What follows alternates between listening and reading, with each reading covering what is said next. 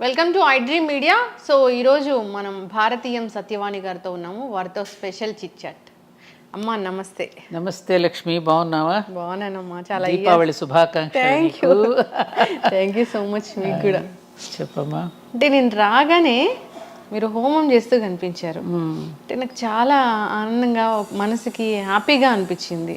ఇంట్లో ఎక్కడ చూసినా ఏసీలు లేవు. ఏంటి అసలు ఇది? నేను వేరే టాపిక్ అడగడానికి వచ్చాను. అసలు ఏంటి ఇంత న్యాచురల్ లివింగ్ ఏంటి అనేది ఒకసారి తెలుసుకుందాము. ఇది చూస్తేనేమో సిటీ నడిబొడ్డునుంది ఇల్లు, ఎట్లాగా మన పూర్వీకులు ఎలా బ్రతికారు, మన ఋషులు ఎలా బ్రతికారు, ఎలాంటి జీవన విధానాన్ని మనకు అందించారు, అలాగని పూర్తిగా ఋషుల్లాగాను మనం బ్రతకడం లేదు. కానీ ఆధునిక కాలానికి అవసరాన్ని బట్టి, అవసరాలు వేరు కోరికలు వేరు కదమ్మా.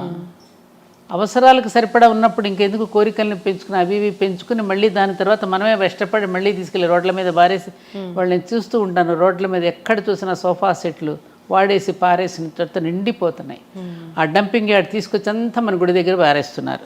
కొనడం ఎందుకు, అలా పారేయడం ఎందుకు? ప్రకృతికి మనం ఎంత నష్టం చేకూరుస్తున్నాం. కాబట్టి ప్రకృతిని ప్రేమించాలంటే ప్రకృతికి అనుగుణంగా మనం నడుచుకున్నప్పుడే కదా. ఇవాళ మనం వదులుతూ ఉన్నటువంటి కర్బన ఉద్గారాలని రోజు పేపర్లో రాస్తున్నారు, గ్లోబల్ వార్మింగ్ అని. దానివల్లనే కదా ఈ మధ్యన వస్తున్నటువంటి ఫ్లడ్స్ అవనండి, అకాల వర్షాలు కానివ్వండి, రకరకాలుగా చవి చూస్తున్నాం కదా. ఋతుపవనాలన్నీ కూడా గతులు తప్పుతున్నాయి కదా. ఎందుకని మానవ ధర్మం గతి తప్పుతోంది కాబట్టి, ప్రకృతికి అనుగుణంగా మనం నడుచుకోవడం లేదు కాబట్టి. అందుకని మనకి మనంగా ఉన్నంతలో మనం ఒక్కళ్ళమే ఆచరిస్తే సరిపోతుందా అని మనం అనుకోకుండా, కనీసం ముందు మనం చెప్పే ముందు మనం కూడా కొంతవరకు ఆచరించాలి అనేటటువంటి నేపథ్యం మాది. అందుకని ఎక్కువగా ఆడంబరాలకి పోకుండా, ఏ ఇంటికి వెళ్ళినా ఆత్మీయత కనిపిస్తుందా, ఆడంబరం కనిపిస్తుందా? ఇవాళ ఆడంబరమే కనిపిస్తుంది. ప్రతి ఇల్లు ఒక ఎగ్జిబిషన్గా ఉంటుంది. ఒక ఇంటికి వచ్చిన అతిథులకి ఆదరణ ఇచ్చే ఇల్లుగా ఎన్ని ఉంటున్నాయి ఇప్పుడు. అది ముట్టుకో, ఇది ముట్టుకో, అది పాడైపోతుంది, ఇది వాడు షోకేసుల్లో బొమ్మలు, షోకేసులు ఉండే ఇవే కదా మనకి ఎక్కువగా తారసపడేది. ఏ ఇంటికి వెళ్ళిన ఒకళ్ళని చూసి ఒకళ్ళు పోటీ పడి సామాన్లు పోగు చేసుకుని చివరికి వెష్టపడి తర్వాత ఆ సామాన్ల మీద ఏదో ఒక రోజున విసుగు పుట్టి ఎక్కడో బారేస్తారు. అంటే విషయలంపటాల్లో పడి ఇరుక్కుపోతున్నాం మనం కదా. అందుకని మనకి పెద్దలు అందించినటువంటి జ్ఞానం ఏదైతే ఉందో, సింప్లిసిటీ. అబ్దుల్ కలాం గారు మన దీనిలో నుంచి ఆయన ఏమంటారు దాన్ని, ప్రెసిడెంట్ భవన్ ఏమంటారు, ఢిల్లీలో రాష్ట్రపతి భవన్ నుంచి బయటకు వచ్చేటప్పుడు ఏం పట్టుకొచ్చారు? 4 కోట్లు, 4 పెన్నులు, 4 పుస్తకాలు. ఏ వస్తువులు ఉపయోగించుకోవాలి ఆయన. సింపుల్గా దేనికి అంటకుండా బ్రతికారు ఆయన. లాల్ బహదూర్ శాస్త్రిజీ కూడా అంతే. కాబట్టి దానిలో లెస్ లగేజ్ మోర్ కంఫర్టబుల్ అమ్మా. ఎంత లగేజ్ మనకు తక్కువ ఉంటే అంత కంఫర్ట్గా ఉంటాం. కానీ ఇప్పుడు అట్లా ఉండలేకపోతున్నామే. అదే చెప్తున్నాక కోరికలు పెంచుకోవడంతో, పెంచుకున్నది ఏమైనా రోజు రోజుకి. అందుకని అమ్మవారి నామంలో ఉంటుంది చూడు, మనోరూపేక్ష కోదండ పంచ తన్మాత్ర సాయక. చెరుకు గడతో పోల్చారు. అమ్మవారు చేతిలో ఉన్న చెరుకు గడని మన మనసుతో పోల్చారు. అక్కడ మన మనసుకు చూడు, చెరుకు గడకి కడుపులు ఎలా ఉంటాయో, ఒక్కొక్క కడుపు దగ్గరికి వచ్చేసరికి ఒక్కొక్క రుచి ఉంటుంది. వాళ్ళు ఏదో మామూలు టీవీ కొనుక్కుందాం, అది సరిపోలేదని మళ్ళీ పెద్ద ఇంచెస్, మళ్ళీ హోమ్ థియేటర్, రకరకాలుగా మనం కోరికలు పెంచుకుంటుని బంధించబడుతున్నామా లేదా? అందుకని అక్కడ ముడివేసి ఉంటుంది, అక్కడ చెరుకు గడ దగ్గర కూడా. ఆ బంధింపబడుతున్నాడు. కోరికలు పెంచుకున్న కొద్దీ బయటకు వెళ్ళిన అమ్మ బీరువా తాళం వేసానో లేదా, ఇంటి తాళాలు వేసానో లేదా, ఎవరైనా వచ్చేమని పట్టు, ఇదే ఉంటుంది మనకి. బంధింపబడుతున్నాగా. అది ఏమీ లేనప్పుడు, అన్నీ వదులుచుకుంటూ ఉన్నప్పుడు దేనికి బంధింపబడంగా ఉన్నంతలో హాయిగా తృప్తిగా బ్రతకగలగడం అనేది మన జీవన విధానం. అందుకే పాల్ బ్రంటను భారతదేశం చూడాలని వస్తూ ఉన్నప్పుడు అక్కడ ఎవరో చెప్పాడు టైంకి, నువ్వు భారతదేశాన్ని చూడాలి అని అనుకుంటే కలకత్తాలోను, హైదరాబాద్లోను, చెన్నైలోను, ఢిల్లీలో కాదు, యోగుల కుటీరాలకు వెళ్ళి చూడు, భారతదేశం ఏంటో నీకు అర్థమవుతుంది అన్నట్టు. అంటే మనది భోగభూమి కాదు, మనది యోగ భూమి. ఇప్పుడు మారిపోయింది, అయితే మొత్తానికి మారిపోయింది కదా. ఇప్పుడు మారిపోయిందిగా పూర్తిగా. ఇవాళ అసలు మన భారతీయులు మనం గర్వంగా చెప్పుకునే మనం ఇవాళ ఒక రకంగా సిగ్గుపడాల్సి వస్తుంది, బాధ కలుగుతోంది. ఊరికే గొప్పలు చెప్పుకుంటున్నాం, సారే జహాస్ అచ్చా, మేరా భారత్ మహాన్ చెప్పుకుంటున్నాం. కానీ ఎలా ఉంటున్నాం ఇవాళ? నిజంగా నేను చూస్తున్నాను, రీసెంట్గా నేను వెళ్ళి చూసి వచ్చినప్పుడు నాకు తెలిసింది ఏంటంటే పాశ్చాత్యులు ఎంత చెడిపోలేదమ్మా. వాళ్ళ విధానాలు చాలా బాగుంది. చక్క చూసిన వాళ్ళని చక్క అందంగా పలకరిస్తారు. ఎవరైనా you're so pretty, you're so beauty, how are you అంటూ చక్క పలకరిస్తున్నారు. మే హెల్ప్ యూ అని అడుగుతారు. చక్క చిరునవ్వుతో నవ్వుతూ ఉంటారు అందరినీ. ఇక్కడ అలాంటివి వాళ్ళు ఒక కమిట్మెంట్తో పని చేస్తారు, సమయపాలన పాటిస్తారు. మరి అవన్నీ ఉన్నాయి, అవి ఎందుకు నేర్చుకోమను? ఎవరైనా కొంచెం హైక్ వెళ్తుంటే వాళ్ళని ఎట్లా మనం దింపాలని చూస్తూ ఉంటాం ఇక్కడ కదా మ్యామ్. బాగా అంటే అమ్మా బ్రిటిష్ వాళ్ళు అంతకుముందు ఇంకా ఎవరెవరు వచ్చి పరిపాలించిన వాళ్ళంతా వదిలిపెట్టినవన్నీ కూడా అంటుకట్టుకున్నాం వాటినే మనం అనుసరిస్తున్నాం. వాళ్ళ కళ్ళజోళ్ళని చూస్తున్నాం. వాళ్ళు ధరించినవి మనం కూడా ధరిస్తున్నాం. కాబట్టి మన భావజాలంలో దారిద్ర్యం ఏర్పడింది. భావదారిద్ర్యం అంటారు. అది బాగా వచ్చేసి ఆనాడు తెల్లవాడు నల్లవాడిని పీడిస్తే ఇవాళ భారతీయుడిని పీడించుకుంటున్నాడు. ఎవరో మనల్ని ఇచ్చేసారని అన్ని మతాల వాళ్ళు తిట్టుకుంటాం, కానీ మనకి మనమే ద్రోహం చేసుకుంటున్నాం. మన ధర్మాన్ని మనమే నాశనం చేసుకుంటూ ఎవరో వస్తున్నారని చెప్పి అనవసరపు ఆవేశపు రెచ్చిపోవడాలు, కేకలేయడాలు మొదలైంది. మనకి మనమే, ఎవరూ కాదు. అమ్మ మీరు అన్నట్లుగానే చూస్తే ఈ మధ్యకాలంలో ఏదైనా ఫంక్షన్లు జరిగితే ఆడంబరాలు, షోకులు ఇవే ఎక్కువయ్యాయి, కానీ ఆప్యాయంగా పలకరించుకోవడం ఎక్కడా లేదు. అందులో కూడా ఫంక్షన్స్లో కూడా దూరంగా ఉన్న వాళ్ళు, అసలు రిలేటివ్స్ కాని వాళ్ళైనా ఏదో మాట వరుసకైనా పిలుస్తున్నారు, కానీ దగ్గర వాళ్ళు పేదవాళ్ళు అయితే వాళ్ళని పిలిచిన పరిస్థితులు ఎక్కడా కనపడట్లేదు. అది అవమానం చాలా. అంటే ఒక ఎగ్జిబిషన్ లాగా ఒక షో ఆఫ్ అయిపోయిందమ్మా. ఆప్యాయతలకి ఏనాడో తిలోదకాలు ఇచ్చేసేసారు. ఒకప్పుడు వివాహాలు జరిగిన బంధువుల ఇంట్లో ఒక నెల రోజుల ముందుగా వచ్చి ఒక సరసాలు ఆడుకుంటూ పిండి వంట, మా అందరి పెళ్ళిళ్ళప్పుడు మేము చూసినాయి. మేనమామల భార్యలు ముందుగానే రావడం, పిండి వంటలు చేయడం, ఒడియాలు పట్టడం, ఇంటికి చక్కగా రంగులు వేసుకోవడం, తీర్చిదిద్దుకోవడం, మళ్ళీ పెళ్లి కూతురు చేయడానికి నాన్నమ్మలో, బాబాయిలో, పెదనాన్నలో మళ్ళీ తీసుకుని వెళ్ళడం. అసలు ఆ ప్రేమలో ఆ ఆప్యాయతలు ఇప్పుడు లేవు. అమ్మాయికి కూర్చోబెట్టి వెళ్ళేటప్పుడు కూడా చక్క మంచి చెడు చెప్పడం. అమ్మ మేమందరం కూడా కొత్తగా పెళ్ళయిన తర్వాత అందరం కూడా ఆటుపోట్లు ఎదుర్కొన్న వాళ్ళమే. ఎందుకంటే 2 రకాల కుటుంబాల సంబంధం కుదుర్చుకున్నప్పుడు రకరకాల అలవాట్లు ఉంటాయి, స్వభావాలు ఉంటాయి. వాటన్నింటినీ ఎదుర్కొని కొద్ది రోజులు ఓపిక పడితే చూడు బ్రహ్మాండంగా ఓర్చుకుంటే ఓరుగలు లభిస్తుందమ్మా అని చెప్పేవారు. ఇవాళ లేదుగా. ఎంత మటుకు ముందే ఫోటో షూట్స్, డేటింగ్లు, రకరకాలైనటువంటి కొత్త వింతలన్నీ వచ్చేసాయి. ఆ అక్షతలు వేసేటప్పుడు కూడా వెళ్ళిన వాళ్ళు చాలా దూరాల్లో పెట్టేస్తున్నారు కదమ్మా. ఇప్పుడు ఇంకేంటి డెస్టినేషన్ ఏమంటారు, డెస్టినేషన్ వెడ్డింగ్స్. అందుకే మన డెస్టినీ ఇలా తగలబడుతుంది. ఆ డెస్టినేషన్ వెడ్డింగ్స్ అని ఇక్కడ దూర ప్రాంతాల్లో పెట్టడం, అక్కడికి వెళ్ళి 4-5 రోజులు రావడం. ఆ అమ్మాయికి అబ్బాయికి చక్కగా ఏది పంచల్ ఫంక్షన్స్ అని, హాఫ్ శారీస్ ఫంక్షన్ అని పెడతారు. చివరికి హాఫ్ శారీ వేసుకోదు. ఆ ఫంక్షన్ పెట్టినప్పుడు కూడా మెహందీ ఫంక్షన్స్, కాక్టైల్ పార్టీస్. నువ్వు సంపాదించిన సంపదను ఖర్చు పెట్టడానికి ఎన్ని మంచి పనులు లేవు? అవును, ఉన్నాయి కదా. వాటన్నింటికీ మనసు రాదు. వీటికి మాత్రం విపరీతంగా ఖర్చు పెడితే మిగతా వాళ్ళలో అసూయ ద్వేషాలు ఎవరు ప్రబలింపజేస్తున్నారు? మనం కాదా? కాబట్టి ఈ అవలక్షణాలన్నీ కూడా కలియొక్క లక్షణాలమ్మా. ఇవన్నీ కూడా మనకి బాగా ప్రబలుతున్నాయి. ఇవన్నీ కొంత నివారించుకుంటే సమాజం అంతా ఆరోగ్యంగా ఉంటుంది. అయితే మహిళలు తమ ఆరోగ్యం గురించి తాము పట్టించుకోవట్లేదు. కొవ్వొత్తిలాగా కరిగిపోతూ ఉన్నారు, కానీ వాళ్ళ ఆరోగ్యం గురించి పట్టించుకోకుండా ఇంటిల్లిపాది ఆరోగ్యం గురించి పట్టించుకుంటూ ఉన్నారు. ఇప్పుడు రకరకాల క్యాన్సర్లు అనేవి వస్తున్నాయి. ప్యాడ్స్ వాడితే క్యాన్సర్ వస్తుందని చెప్తూ ఉన్నారు. బ్రెస్ట్ క్యాన్సర్ వచ్చింది, అది ఎప్పుడో లేట్ స్టేజ్లో తెలిసింది అని చెప్తూ ఉన్నారు. ఇవన్నీ కూడా ముందుగా గమనించుకునే పరిస్థితి ఉంది ఉమెన్కి. అంటే ఉమెన్ అంటే ఇలాగే ఉండాలా? తన గురించి తాను పట్టించుకోకుండా అందరి గురించి పట్టించుకుంటూ తాను ఇలా కరిగిపోవాలనేది మన శాస్త్రంలో. అమ్మా చాలా వింత ప్రశ్న, తమాషాగా ఉంది. మంచి ప్రశ్నే వేసావు మొత్తానికి. నీకు ఈ విషయం తెలియాలి కాబట్టి. అసలు విమెన్ అనేది తనను గురించి తాను పట్టించుకుంటే సమాజం నిలవదమ్మా. తనను గురించి తాను పట్టించుకోకపోవడమే ఆవిడ గొప్పతనం. విన్నావా? అందుకని ఆరోగ్యంగా జీవించగలుగుతుంది. తనను గురించి తాను పట్టించుకుంటూ ఇతరులను పట్టించుకోకపోవడం మానసిక ఆరోగ్యం చెడిపోతుంది. తాను ఎప్పుడూ కూడా ఉదయం లేచిన అందరికంటే ముందు ఎవరు లెగుస్తారు ఇంట్లో? మన అమ్మ. అంతేనా? అందరికంటే ఆఖరిగా పడుకునేది ఎవరు? అమ్మే.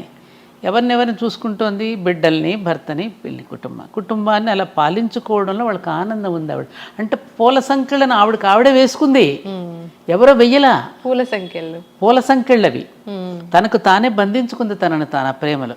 అటువంటి హార్మోన్స్ స్త్రీకి భగవంతుడు సృష్టికర్తే పెట్టాడు. అలా ఉండాలి. ఆ ప్రేమించకుండా ఉండలేని తనాన్ని, చెయ్యకుండా ఉండలేని తనాన్ని, వండి పెట్టకుండా ఉండలేని తనాన్ని భగవంతుడు స్త్రీకి ప్రసాదించాడు. కాబట్టి ఆవిడ పూజనీయురాలు అయ్యింది, ఆరాధనీయురాలు అయ్యింది.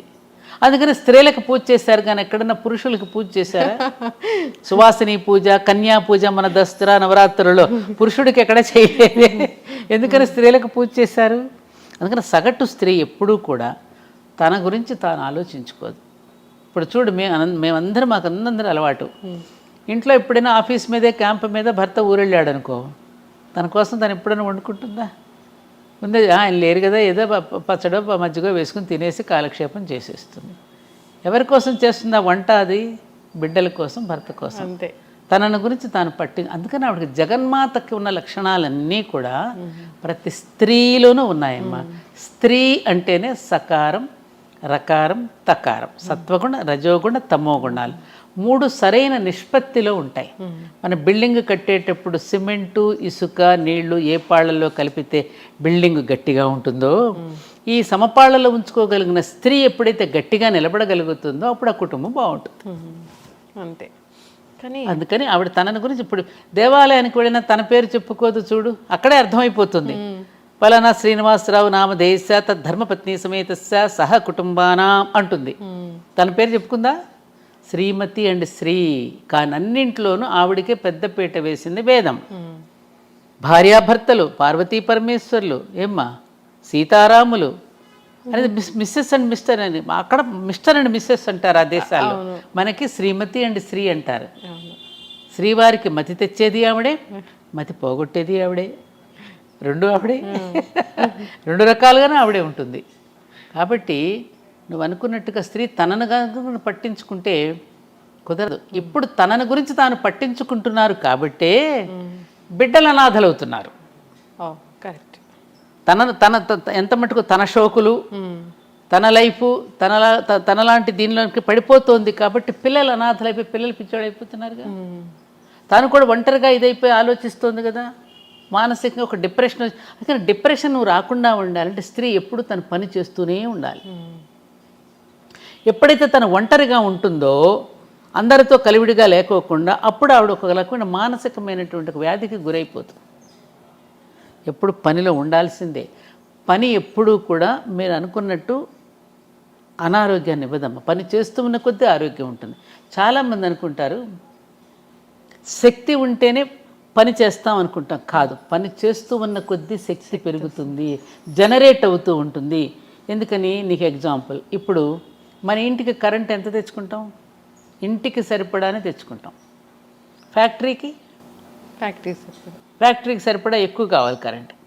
అలాగే మనం బాగా పని చేస్తూ ఉన్న కొద్దీ, ఫ్యాక్టరీ అంత పని చేస్తూ ఉన్న కొద్దీ ఆ మహాప్రాణం నుండి మనకు ప్రాణశక్తి ఎప్పుడు ప్రసారం అవుతూ ఉంటుంది. ఈ సూక్ష్మం తెలిస్తే మనకి నిరంతరం పనిచేసి ఆరోగ్యంగా ఉంటాం. ఇందాక నువ్వు అన్నావు చూడు, తల్లి పిల్లలకి చాలా చిన్నప్పుడే బ్రెస్ట్ క్యాన్సర్స్ ఏమైనా వస్తున్నాయని. బ్రెస్ట్ క్యాన్సర్ రావడానికి అస్సలు కారణం ఏమిటంటే మెయిన్ బిడ్డలకి పాలు ఇవ్వకపోవడం వల్ల. నువ్వు ఎప్పుడైతే తల్లి పిల్లలకి 1 సంవత్సరం పాటు పాలు ఇస్తుందో వాళ్ళకి క్యాన్సర్ రాదు. ఈ మధ్య ఏ తల్లి కూడా బిడ్డలకి పాలు ఇవ్వడానికి ఇష్టపట్టలేదు, బిడ్డలను కనడానికి కూడా ఇష్టపట్టల్లా. అందం పోతుందని, శ్రమ అని, నొప్పులు భరించలేమని, ఓపిక లేదని, ఓర్పు లేదని, రకరకాల అద్దె గర్భాలు కూడా తీసుకుని పిల్లల్ని కనేటటువంటి ఒక దారుణమైనటువంటి పరిస్థితికి మనం వచ్చేసాం. అందుకని తనను ఆ పని చేయడం వల్ల ఆమె ఆరోగ్యం చెడిపోవటంలా, మనం అనుసరిస్తున్న విధానాల వల్ల ఆరోగ్యం చెడుతోందేమో తప్ప ఆమె నిరంతరము పని చేస్తూ ఉన్న కొద్దీ ఆవిడ ఆరోగ్యవంతంగా ఉంటుంది. మానసికంగా కూడా ఆవిడ ఆనందపడుతుంది. ఆనందమే ఆరోగ్యం. అంటే మేమంతా అలా చేసుకున్న వాళ్ళమేగా.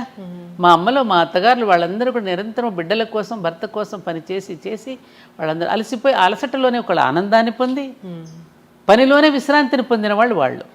ఇవాళ ఏది ఇప్పుడు చేస్తున్నటువంటి ఆధునిక యువతలు చేసే ఉద్యోగాలు కొంత స్ట్రెస్కి గురవుతున్నారు. మన ఇంట్లో మనం చేసుకుంటామమ్మా, చేసుకున్నంతసేపు చేసుకుని కాసేపు విశ్రాంతి కావాలంటే మనం విశ్రాంతి తీసుకుంటాం. అదే నువ్వు మరొకరి దగ్గర పని చేస్తున్నప్పుడు నీకు దొరకదు కదా అది. అప్పుడు నువ్వు స్ట్రెస్ ఫీల్ అవుతావు. మీరు చేసే పని కూడా ఎప్పుడు కూడా ఒక రేడియేషన్ దగ్గర పనిచేస్తున్నారు. ఇప్పుడు ఎక్కువగా సాఫ్ట్వేర్ ఉద్యోగాలు అలాగే కెమెరాస్ ముందు చేసేటప్పుడు తప్పనిసరిగా ఆ రేడియేషన్ వల్ల మీకు ఒక ఇరిటేషన్ వస్తుంది. దానివల్ల చిరాకు వస్తుంది. ఆ చిరాకు వల్ల ఏమవుతుంది, కోపం వస్తుంది. కోపం వస్తే ఇంకొకళ్ళు ఏదో ఒక మాట అనేస్తాం. ఆ మాట వల్ల తగువులు ఆడుకుంటాం, గొడవలు జరుగుతాయి, సంఘర్షణలు. దానివల్ల ఆరోగ్యాలు అంటే ఏమిటి, మనకు మనం తెచ్చిపెట్టుకున్నటువంటి బాధల వల్ల, ఎక్స్ట్రా వర్క్స్ వల్ల మనం బాధపడుతున్నాం తప్ప మన సహజంగా జీవించే విధానంలో మాత్రం ఎక్కడా కూడా ఒత్తిడి లేదు. కానీ ఇలా అవసరం కదా, ఏం అవసరం, జాబులు చేయాల్సిన పరిస్థితి అవసరం కదా. ఎలా అవసరం అంటావు, ఎలా? ఈ ఈ కల్చర్ మారిపోయింది. ఖచ్చితంగా అందరితో పాటు మనం వెళ్ళాలి. సో మంచి వెళ్ళకపోతే ఏమవుతుంది, అందరితో పాటు వెళ్ళకపోతే వెక్కిరిస్తారా, మనం ఆర్థికంగా స్థిరంగా ఉండలేము, ఆర్థికంగా దృఢంగా ఉండలేము. ఇందాక నేను చెప్పాను చూడము, ఆర్థికంగా స్థిరంగా అంటే ఒకప్పుడు పురుషుడు సంపాదించి బయట పని చేసుకుని వస్తే స్త్రీ ఇంట్లో కష్టపడేది. ఆయన వచ్చేసరికి ఇంట్లో కష్టపడేది. ఈ రెండు ఆయన బయట కష్టపడితే ఇప్పుడు ఇంట్లో కష్టపడిన కుటుంబాలన్నీ ప్రశాంతంగా వెళ్ళిపోయాయి. ఇప్పుడు ఎప్పుడైతే ఇద్దరం కష్టపడదాం బయటకు వెళ్ళిపోయానని అనుకున్నప్పుడు ఏమవుతుంది, పిల్లలు నలిగిపోతున్నారు. అవునా కదా, అవునా కదా. మరి పిల్లల్ని స్కూలుకు పంపాలి. మరి ఇంటా బయట కూడా నెగ్గుకు రాగలిగిన సామర్థ్యం ఎంతమందికి ఉంటుంది? బయటకు వెళ్తే కొన్ని అవమానాలు ఉంటాయి, ఆఫీస్కి వెళ్తే. పైగా ఆడపిల్లలకి బయటకు వెళ్ళినప్పుడు రకరకాలైనటువంటి అవమానాలు ఉంటాయి, రకరకాల సమస్యలు ఉంటాయి, సమాజం రకరకాలుగా చూస్తుంది, రకరకాలుగా దాడులు ఉంటాయి. నేను నోరు విప్పి చెప్పనక్కర్లేదు మీకు ఇవన్నీ. వీటన్నింటి ఒత్తిడుల వల్ల ఇంటికి వచ్చి కాన్సన్ట్రేట్ చేసి ఇంట్లోనూ పని చేయలేదు, బయటకు వెళ్తేనేమో ఇంట్లో పిల్లలు ఏం చేస్తున్నారు, పాపం తిన్నారు, ఇవన్నీ ఆలోచనలు ఉంటాయి. అప్పుడు మానసికంగా ఒత్తిడికి గురవుతుంది. ఎందుకంత ఒత్తిడికి గురవ్వాలి? ఉన్నంతలోనే తృప్తిగా బ్రతుకుదామండి అనేటువంటి రోజులు పోయాయి. ఇప్పుడు మనం ఉన్నంతలోనే తృప్తిగా బ్రతుకుదామండి. తలంబరాలు పోసుకునేటప్పుడు అదేగా ఒప్పందం చేసుకున్నాం మనం. మీరు తెచ్చిన సంపాదనలో వివేకంతో ఖర్చు పెట్టుకుని ఇద్దరం హాయిగా బ్రతుకుదామని వెంటనే తలంబరాలు పోసుకుని ఒప్పందం కుదుర్చుకున్నారు పెళ్ళినాడు. మళ్ళీ ఇద్దరం సంపాదించాలి, ఇద్దరు ఎందుకు బయటకు వెళ్ళాలి? ఇవాళ చూడు, ఇద్దరు సంపాదించాలనుకుని ఇప్పుడు ఐటీలో చేస్తున్నారమ్మా. నేను చూస్తున్నాను చాలా కుటుంబాలు కేసులు వస్తున్నాయి, చాలామంది దగ్గర కేసులు వస్తున్నాయి. ఇద్దరు తగులాడుకోవడమే, నాది సంపాదన నీది సంపాదన. ఆ ఈవీఎంలు కట్టుకోలేక వాళ్ళతో పోటీపడి కారులు కొని మళ్ళీ బంగళాలు కొనుక్కుని రకరకాలుగా ఈవీఎంలు కట్టుకోలేక మళ్ళీ చిరాకు పడి గొడవ పడి రకరకాలుగా డైవర్స్ దాకా వెళ్ళిపోతుంది చివరికి. ఇవన్నీ వాస్తవాలా కాదు? వాస్తవం. నేననేది ఏమిటంటే, ఎవరో ఏదో అనుకుంటారని, మన డబ్బులు లేకపోతే, మన బంగళాలు కారులు లేకపోతే మనల్ని చిన్నచూపు చూస్తారేమోనని అనే దాంట్లో నీ జీవితం నలిగిపోతుంది కదా అంటున్నాను నేను. ఎందుకు చక్కని చదువులు అందించాలని వెళ్తున్నారేమో. ఏది చక్కటి చదువు? కాన్వెంట్లోనా? అది చక్కని చదువు అని ఎలా అంటే, వాడు ఏసీ రూమ్ పెట్టేసి ఒక మంచి బ్యాన్ పంపించేసి వాడు మంచి బుద్ధులు నేర్పిస్తున్నాడని నమ్మకం మీకుందా? ఉంటే ఇలా ఎందుకు ఉంటుంది సమాజం?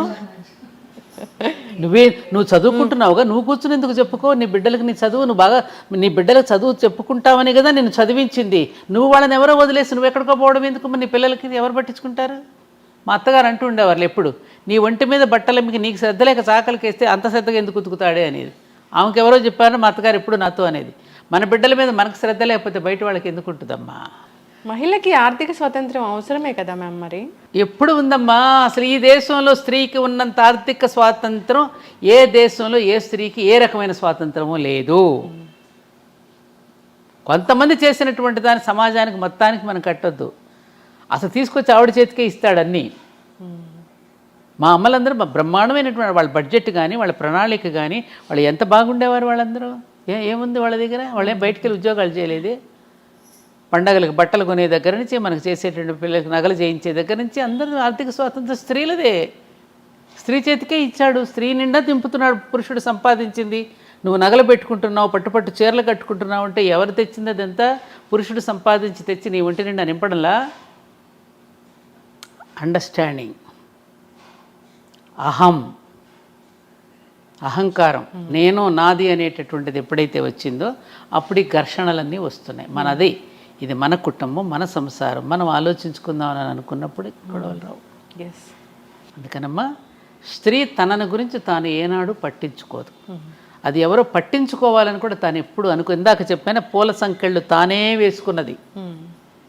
ఆవిడకి అందులో ఆనందం ఉంది, తినిపించడంలో, వండి పెట్టడంలో. చూడు, ఎవరింటికన్నా వెళ్ళి నువ్వు గబుక్కుని పరిగెత్తేది ఎవరి ఇంటికి బంధువులు వస్తే, అన్నయ్య గారు అలా కూర్చోండి, మీరు పేపర్ చూస్తూ ఉండండి, చిట్టిక్కలు చేసుకొస్తానని చేయి గడుక్కుని గబగబా తను తినే ఆహారం కూడా అక్కడ వదిలేసి గబగబా వంట చేసి పట్టుకొస్తుంది. అది పురుషుడు ఎందుకు చేయలేడు? అలాంటి హార్మోన్స్, అలాంటి మానసిక స్థితి. స్త్రీని సన్నివేశాలే నిలబడతాయి జీవితంలో.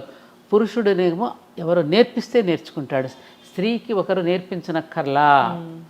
ఆమె పుట్టుకతోనే పరిణితి చెంది పుట్టింది భూమి మీదకి, పరిణితితోనే వచ్చింది. అందుకనే కన్యా పూజ దగ్గర నుంచి బాలా త్రిపుర సుందరి దగ్గర నుంచి రాజరాజేశ్వరి దగ్గర వరకు ఇన్ని అవతారాలలో 9 అవతారాలలో ఆవిడ ఎందుకు పూజ చేసాం? ఆమె యొక్క పరిణితి చెందిన స్థితిని మనకు కనిపిస్తుంది. అక్కడ పుట్టినప్పటి నుంచే ఎలా పరిణితి చెందుతూ పరిణామక్రమంలో ఆవిడ ఎలా ఎదిగిందో చూపించడానికి ఆ 9 రోజులు మన దేవీ నవరాత్రులలో అమ్మ యొక్క గొప్పతనాన్ని మనం చూపించుకున్నాం. అదే అసలు రియల్ ఉమెన్స్ డే అమ్మా.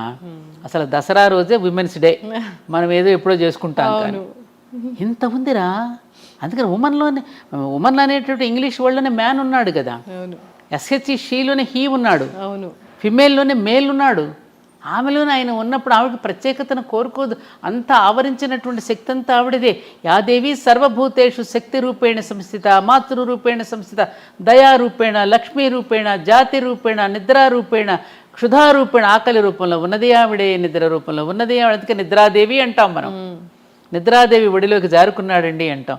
సేద తీర్చేది ఆవిడే, లయకర్త్రి ఆవిడే, పోషణకర్త్రి ఆవిడే, సృష్టికర్త్రి ఆవిడే. అంతటా ఆవిడేనమ్మా. తన యొక్క శక్తిని తాను తెలుసుకోలేక పాపం బాధపడుతోంది. ఆమె యొక్క శక్తిని నువ్వు జాగృతం చేస్తే, ఆవిడేమిటో ఆవిడికి తెలియచేస్తే, అలా తెలియచేయబడే వీళ్ళందరూ కూడా ఆయుధాలు ఇచ్చారు. అందుకని ప్రతి పురుషుడు కూడా ఆమె యొక్క శక్తిని గుర్తించి తగినటువంటి ప్రోత్సాహాన్ని ఇస్తే ఆవిడ చేయలేనిదేది లేదు. అందుకనే దేవతలందరూ కూడా తల ఒక శక్తిని ఇచ్చారంటే ఏమిటి? తల ఒక రకంగా ఆమెకు సహకారం అందించారు. అలాగే కుటుంబంలో భర్త కానీ, మామగారు కానీ, మరుదులు కానీ, బావగారులు కానీ, తన పిల్లలు కానీ తలొక రకంగా అమ్మకు కనుక సహకరిస్తే ఆవిడ చేయలేనిదంటూ లేదు. మన ఇంట్లో పెళ్ళిళ్ళు జరుగుతున్నప్పుడు మనం చూస్తున్నాం, అప్పటికప్పుడే మేళా మోగుతూ ఉంటుంది. అమ్మ నా పంచె ఎక్కడ పెట్టామంటాడు ఒకడు వచ్చి, అమ్మ నా లంగా ఎక్కడ పెట్టామని కూతురు అడుగుతుంది. భర్త వచ్చి నా ప్యాంట్ ఎక్కడ పెట్టామంటాడు. హడావుడు ఉండండి, నాకు ఏమన్నా 10 చేతులు ఉన్నాయట్రా అంటుంది. ఉన్నాయి కాబట్టి నేను అడుగుతున్నావమ్మా అంటారు వాళ్ళు. అన్ని రకాలుగానే అందించేస్తుంది అందరికీ కూడా. మరి ఎవరిది, ఎక్కడి నుంచి వచ్చింది శక్తి? ఆ జగన్మాతే ఆవిడ. అందుకని నేనేమంటానంటే, ఇప్పుడున్నటువంటి ఆధునిక యువతులకి వాళ్ళల్లో ఉన్నటువంటి ఆ శక్తిని ఒక్కసారి జాగృతం చేస్తే వాళ్ళు వండర్స్ చేస్తారు. వాళ్ళు సునీత విలియమ్స్ గురించి వింటున్నాం. అలాంటి సునీత విలియమ్స్ లాంటి పిల్లల్ని ఎంతోమంది వాళ్ళు ఎన్నో రకాలుగా పైలట్స్ అవుతున్నారు, అన్ని రంగాల్లో రాణిస్తున్నారు. అంటే ఆవిడ చేయలేనిదంటూ ఏమీ లేదు. కాకపోతే మన భారత స్త్రీకి ఉన్న గొప్పతనం ఏమిటంటే, ఎప్పుడు పురుషుడికి క్రెడిట్ ఇవ్వాలని కోరుకుంటుంది. అది ఆవిడ గొప్పతనం. తాను నేపథ్యం అని ఉంటుంది, పురుషుడిని ముందు నిలబడుతుంది, పురుషుడిని సమర్థుడిని చేస్తుంది, తాను వెనక ఉంటుంది. అది మన స్త్రీ యొక్క గొప్పతనం. ఎస్, అంత క్రెడిట్ ఇచ్చినా కానీ అక్కడక్కడ మనం చూస్తూ ఉన్నాము స్త్రీకి అవమానం జరుగుతుంది. సో మంచిగా ఉన్న రోజులు ఉంటూ ఉన్నారు, భార్యాభర్తలు విడిపోతూ ఉన్నారు. అలా స్త్రీని ఎవరైనా పురుషుడు అవమానపరుస్తున్నాడు అంటే అక్కడ పెంచిన తల్లిది తప్పు. అవమానపరుస్తున్నాడు అంటే పెంపకంలో ఏదో తప్పు ఉంది. ఏ స్త్రీ అయితే పెంచుతోందో స్త్రీయే కదా, స్త్రీని అవమానపరచకూడదుగా. అవును. కాబట్టి అక్కడ మారవలసింది కూడా మళ్ళీ స్త్రీలే. పురుషుడి పట్ల బాధ్యత పడవలసింది కూడా స్త్రీయే. తయారు చేస్తున్నది నువ్వే అతడిని. కాబట్టి అతడు ఏదైనా తప్పు చేస్తున్నాడు అంటే అది ఎక్కడ మనలోనే తప్పు ఉన్నది. You have to agree. నువ్వే కదా నేర్పిస్తున్నావు పుట్టినప్పటి నుంచి వాడికి. అంటే భర్త భార్యకు విడాకులు ఇస్తే తల్లిదే తప్పు అమ్మా చెప్పాలి వాడికి. అంటే వాడిని పరివర్తన తీసుకొచ్చి మార్చాల్సింది తల్లే కదా. తల్లి తండ్రి విలువలతో పెంచాలి కదా. ఎవరే తప్పురా, నువ్వు మంత్రపూర్వకంగా స్వీకరించావు ఆనాడు, తప్పు ఇలా చేయి అని చెప్పి అతనిలో పరివర్తన తెచ్చుకోవడానికి ప్రయత్నం చేయాలి తప్ప ఠకీమని చిన్న చిన్న కారణాలకి ఆ విధంగా విడిపోయి ఇవాళ వివాహాలు చేసుకోవడానికి భయపడే పరిస్థితి వచ్చింది. వివాహాలు చేసుకోమంటున్నారు. లివింగ్ టుగెదర్ అనేటువంటి ఒక దరిద్రపు కల్చర్ వచ్చేసింది. ఒకటని కాదు, 60 ఏళ్ల తర్వాత భార్యను వదిలేసి 30 ఏళ్ల యువతితో ఉంటున్న వాళ్ళని చాలా మంది చూసాము. అంటే ఆ యువతలు ఎలా వస్తున్నారు అనేది కూడా అర్థం కాని పరిస్థితి. వస్తలేదు. అదే మారిపోయింది. అంటే సమాజంలో వ్యక్తుల యొక్క మనసులో రకరకాలుగా వచ్చినవి. కాలం అదే, కాలంలో మార్పు రాలి. అందరూ కాలాన్ని నిందిస్తున్నారు.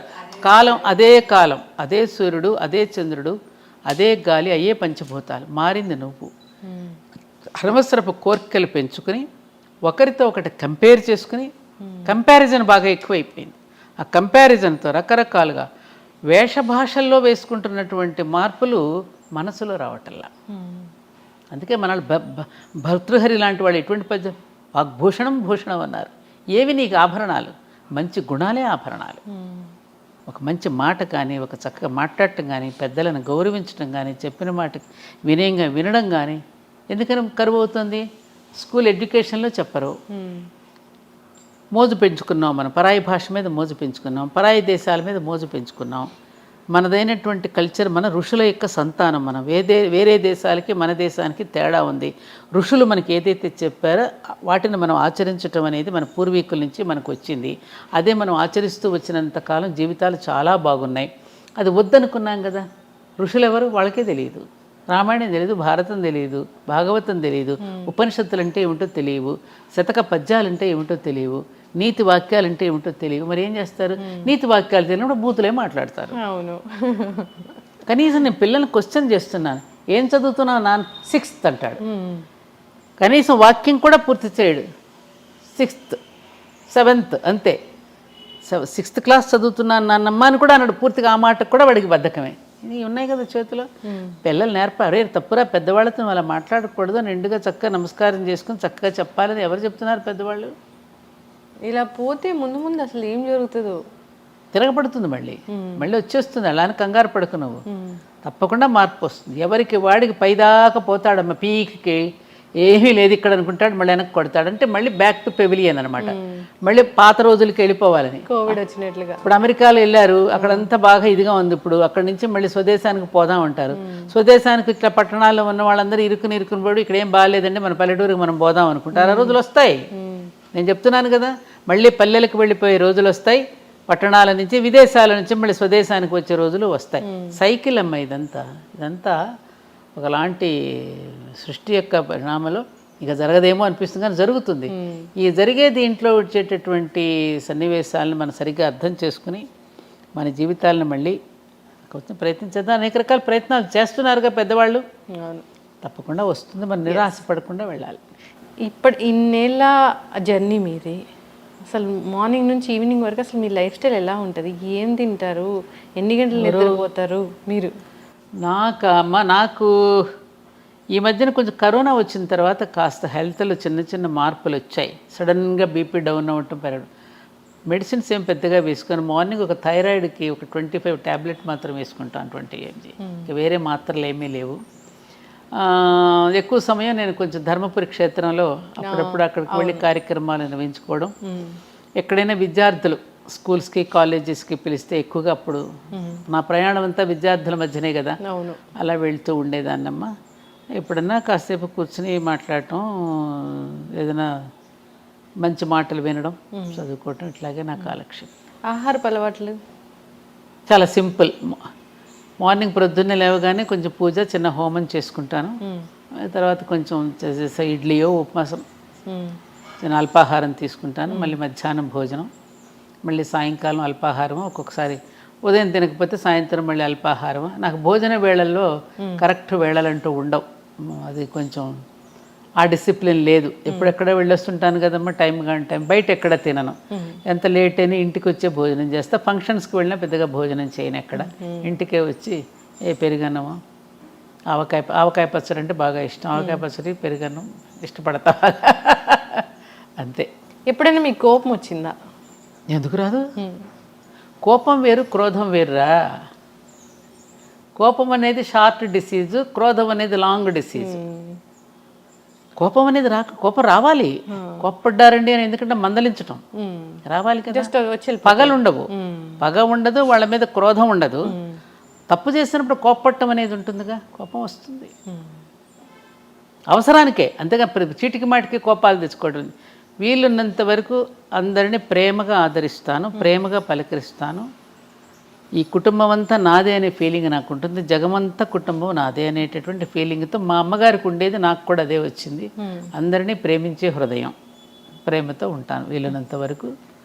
ఎవరి మీద, ముఖ్యంగా నాకు భగవంతుడు ఇచ్చిన పెద్ద వరం, ఎవరి పట్ల నేను ఎక్కడ అసూయ చెందను. అందరూ బాగుంటే చూసి ఆనందపడుతూ ఉంటాను. ఎప్పుడు అందరినీ చూసి ఆనందపడితే ఈ కుటుంబం అంతా నాదే అనుకున్న వాళ్ళకి ఏ జబ్బులు రావు. అందుకే నాకు దీర్ఘవ్యాధులు లేవు. ఆ కరోనా ఒకటి వచ్చి ఇబ్బంది పెట్టింది కానీ ఇంకా వేరే జబ్బులు లేవు. ప్రస్తుతం అంతా హ్యాపీగా ఆనందంగా ఉన్నానమ్మా. ఇంటికి ఎవరో ఒకళ్ళు వస్తూ పోతూ ఉంటారు, అతిథులు అభ్యాగతులు వస్తూ ఉంటారు, వాళ్ళతో టైం గడుస్తూ ఉంటుంది. ఏదో వాళ్ళు ఏదో కష్టాలు చెప్పుకోవడానికి అప్పుడప్పుడు స్నేహితులు వాళ్ళు వస్తుంటారు. అలా రోజులు గడిచిపోతున్నాయి. ఎప్పుడైనా ఏదైనా మనసుకు బాధ కలిగించే సందర్భం ఏదైనా వచ్చిందా? అంటే అవమానించారు అని బాధపడింది ఎప్పుడైనా ఉందా? ఇట్లే ఉన్నాయి, ఉంది. ఎట్లా మర్చిపోతారు దాన్ని? మర్చిపోవాలి. ఇప్పుడు ఎవరో పెద్ద ఆయన పేరు గుర్తు రావట్లేదు. ఏమండి మనం ఆ మాటే గుర్తు చేసుకుంటా. ఇప్పుడు ఎవరైనా మన అవమానపరిచి మాట్లాడితే మళ్ళీ వాళ్ళని ఎందుకండి మీరు ఇట్లా గౌరవిస్తారని నన్ను అడుగుతారు. అవమానించిన వాళ్ళని ఎందుకు మీరు ఇట్లా గౌరవిస్తారని అడిగితే ఆయనకు చెప్పిన సమాధానం, చూడు కుక్క చెప్పు తింటుందని మనకు తెలుసు, కానీ ఇంటికి వస్తే దానికి చెప్పులు అన్నమే పెడతాం కదా. అది గుర్తు చేసుకుంటా. అలా ఏంటంటే పెద్దలు చెప్పినటువంటి మాటలు మనకి ఆ విధమైనటువంటి ఒక దీన్ని ఇస్తూ ఉంటాయమ్మా. అందుకని మనం అవమానిస్తున్న వాడిని కూడా మనం ప్రేమిస్తూ ఉంటే ఏదో ఒక రోజు తప్పకుండా వాళ్ళలో పరివర్తన వస్తుంది. నాకు ఆ నమ్మకం ఉంది. అందుకని అది ప్రతి మనిషి జీవితంలో అవమానాలు పడని వాళ్ళు ఎవరు? ఇంకొకటి ఏమిటంటే మా మాస్టర్ గారు ఎప్పుడనేవారు, నిన్ను పరిహసిస్తున్నవాడు అవమానపరుస్తున్నవాడు కూడా పైవాడేనని తెలుసుకో. అంటే భగవంతుడే. ఎందుకని నువ్వు ఎంతవరకు నిలబడగలవో నిన్ను కుదిపి చూస్తున్నాడని అర్థం చేసుకో. కాబట్టి పరిహసిస్తున్నవాడు కూడా పైవాడే. ఇలాంటివన్నీ మనకు గుర్తొచ్చాయనుకో మనల్ని మనం తట్టుకోగలుగుతాం. మనల్ని మనమే ఇట్లా తట్టుకుంటాం. కొంచెం ఓపిక పట్టు. ఇంకొకటి కూడా ఉంది, రుద్రాధ్యాయంలో మనం చెప్పేటప్పుడు జంబే దదామి అని వస్తుంది ఆఖరిలో. మనం తప్పు చెయ్యకపోయినా మనల్ని అవమానిస్తూ ఉంటారు, నిందిస్తూ ఉంటారు కదా, అలాంటి వాడిని జంబే దదా శివుడి నోట్లో వేసేయమన్నాడు. ఆ మంత్రం అనాలా? అట్లా మంత్రం ఉంది అధ్యాయంలో, పూర్తి మంత్రం నేను సడన్గా గుర్తు రావట్లేదు, కానీ ఆఖరిలో జంబే దదామి అని అంటాడనమాట. నేను తప్పు చెయ్యకపోయినా నన్ను అవమానించాడు అనుకో, ఇంకా నేనేం చేస్తాను? మన పెద్దవాళ్ళు ఆడు పాపం వాడే అనుభవిస్తాడులే అంటాం కదా, అలా అనమాట. జంబే దదామి. నిజంగానే అనుభవిస్తారా? ఎప్పుడో డెఫినెట్గా ఈ మధ్యకాలం కొంచెం తొందరగా పెంచాడు. ఆయనకు కూడా బాగా ఎక్కువైపోయినాయి కేసుల పైన. అందుకని ఈ మధ్య నాకు కొంచెం చిత్రగుప్తుడికి చెప్పినట్టున్నాడు, రే చాలా పేరుకుపోతున్నాయి, సుప్రీంకోర్టులో కూడా అలా కేసులు తొందరగా క్లియర్ చేస్తే బాగుండు. ఇక్కడ చేయటం లేదు కానీ పైవాడు మాత్రం ఈ మధ్యన కొంచెం వేరే సెక్షన్ పెట్టి ఇప్పటికిప్పుడే అనుభవించేటట్టు చేస్తున్నాడు. ఈ చోట కర్మ, ఈ చోట ఈ రోజే చేస్తున్నాడు. మొదలు పెట్టాడు కొంచెం అక్కడ కొత్త జీవో పెట్టాడు యమధర్మరాజు కూడా. కర్మలు చేసే వాళ్ళు కూడా నిజంగా వెనకాడకుండా ఏమవుతుంది చేస్తే. ఇంకా ఇదొకటి ఉంది, చెడ్డ పనులు చేసిన వాళ్ళకే మంచి జరుగుతుందని, మంచి చేసే వాళ్ళకి ఎప్పుడు కష్టాలు ఉంటాయని. అంటే ఈ పరిపాలిస్తున్నది కలిపురుషుడు కదమ్మా. ఇప్పుడు కలిపురుషుడు చెడ్డవాళ్ళకి బాగా దోహదం చేస్తాడు, చెడు పనులు చేయటానికి మరింతగా దోహదపడతాడు కలి. ఇప్పుడు కలిపురుషుడు పరిపాలనలో ఉన్నాం మనం, ఇది కలియుగం కదా. మంచి వాళ్ళందరికీ ఒకటేం చెప్పాడు, భగవన్ నామస్మరణ. మంచి వాళ్ళ జోలికి రాలేడు కలిపురుషుడు. అట్లాగే నిబద్ధతతోనూ అలాగే నియమనిష్టలతో ఉన్నవాడిని కలి దరికి కూడా చేరలేడు. సీతాదేవి కనుక గడ్డి పరక వేస్తుంది చూడు, రావణాసురుడు తన దరికి చేరకుండా. అలా ఆ మంత్రం ఏదైతే ఉందో ఇప్పుడు ఆమె రాముడిని స్మరిస్తూ ఉంటుంది కదా సీతమ్మ, అందుకని గడ్డి పరక అడ్డం పెడుతుంది. అలాగే ఎప్పుడు కూడా భగవన్నామ స్మరణలో ఉన్నటువంటి వాళ్ళని కలిపురుషుడు ఏమీ చెయ్యలేడు. అందుకని కలవు కేశవ కీర్తన, కలియుగంలో ఒక భగవన్నామ స్మరణ ఒక్కటే శరణ్యం మనకి. అలాంటి భగవన్నామ స్మరణలోనూ భగవత్ సేవలో ఉన్న వాళ్ళని కలి దరికి చేరలేడు. అందుకని అలా మంచి వాళ్ళందరికీ భగవంతుడు ఉంటాడు. కాబట్టి దయచేసి మనం ఎక్కడా కూడా నిభాయించుకునే ఉండాలి తప్ప చెదిరిపోయి అయ్యో వాళ్ళలాగా కూడా మనం అయిపోతేనే బ్రతకగలమని అనుకోకూడదు. ఇప్పుడు మీకు ఎగ్జాంపుల్, కౌరవుల పక్షాన ఎంతమంది ఉన్నారు? సైన్యమంతా నారాయణ సేన దగ్గర మొత్తం కౌరవుల పక్షానేగా ఉంది. పాండవులు అనే 5గురు పక్షాన ఎవరున్నారు? భగవంతుడు ఒక్క కృష్ణుడు అనేవాడే ఉన్నాడు. చివరికి గెలిచింది ఎవరు? పాండవులేగా. నీతిగా నిజాయితీగా పాండవుల్లాగా బ్రతికితే శ్రీకృష్ణుడు అనేవాడు మన పక్కన ఉంటాడు. ఈ ధైర్యంతో మనం బ్రతికేస్తే ఎప్పటికైనా విజయం మంచి వాళ్ళకే. అది ఆ తత్వం మనకు బోధపడాలి అంటే సద్గోష్ఠి, సద్గ్రంథ పఠనము, సత్సాంగత్యము, సత్పురుషుల యొక్క కలయిక ఇవన్నీ ఉంటే ఆ ధైర్యంతో మనం బ్రతికేస్తాం. ఉన్నంతలో హాయిగా బ్రతకగలమమ్మ మనం. 1 ఎకరం పొలం పెట్టుకుని, ఒక ఆవునో ఒక గేదెనో పెట్టుకుని ఇంత కూరగాయల దొడ్లోనే పండించుకున్న జీవితాలు ఎంతమంది బ్రతకలా మన పూర్వీకులు. ఇప్పుడు కూడా మనం బ్రతకగలం. పల్లెలన్నీ వదిలేసి వచ్చేసాం, పొలాలన్నీ ఎవరికో ఇచ్చేసాం, పొలాలన్నీ ప్లాట్లు వేసేస్తున్నారు, పాటలు పడుతున్నారు. మరి మన జీవన విధానం మార్చుకోకుండా కష్టాలు ఎవరో పెడతాం ఏంటమ్మా? కష్టాలు మనకు మనం తెచ్చుకుంటున్నాం తల్లి. తృప్తి అనేది మన జీవితాలకి లేకపోవడం వల్ల వస్తున్న తిప్పలే ఇవన్నీ. తృప్తిగా మనం బ్రతకగలం. 4 చీరలు పెట్టుకుని కూడా హాయిగా బతకగలం. వెనకటి రోజుల్లో కట్టుడు చీరలు 2, దాపుడు చీరలు 2 ఉండే. ఎక్కడైనా ఫంక్షన్కి వెళితే ఆ అమ్మనో ఈ అమ్మనో కట్టుకుని వెళ్ళారు. పిల్లలకి పెళ్లి కూతుర్లు చేస్తే కూడా పాత వాళ్ళ చీరలు కట్టి పెళ్ళిళ్ళు చేశారు. ఆ నగలు కూడా పెద్దవాళ్ళు ఎవరైనా పెట్టి చక్క పని కానిచ్చేసేసి కాపురాలు హాయిగా నిలబడ్డాయి. ఇప్పుడు పెళ్లి చీరే లక్షల్లో కడుతున్నారు. ఆడపిల్ల తల్లిదండ్రులకి అప్పులే మిగులుతున్నాయి. అది జీవితాంతం తీర్చలేనప్పుడు ఇంటి నిండా ఆ పెళ్లి ఆల్బమ్లు ఉంటున్నాయి. మళ్ళీ రెండో పెళ్లి కుదిరిచి ఈ ఆల్బమ్లు ఎక్కడ తయాలో అర్థం కావట్లేదు. వాడు ఎప్పుడైనా చూశాడంటే మళ్ళీ వాడి మనసు ఏమవుతుందో, ఈ అమ్మాయి ఆల్బమ్లు చూసి వాడేమనుకుంటాడో అని ఆల్బమ్లు దాయలేక తెస్తున్నారట ఇప్పుడు. మొత్తం డీరైల్ అయిందంటాం చూడమ్మా.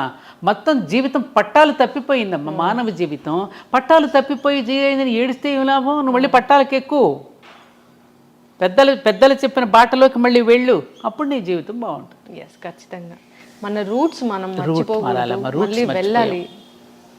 పైగా జీవన విధానం ఎలా ఉంటే బాగుంటుందో అని చెప్పినటువంటి పుణ్యభూమి, జ్ఞానభూమి మన దేశమే విశ్వగురు స్థానంలో ఉండి ప్రపంచానికి తెలియజేసింది.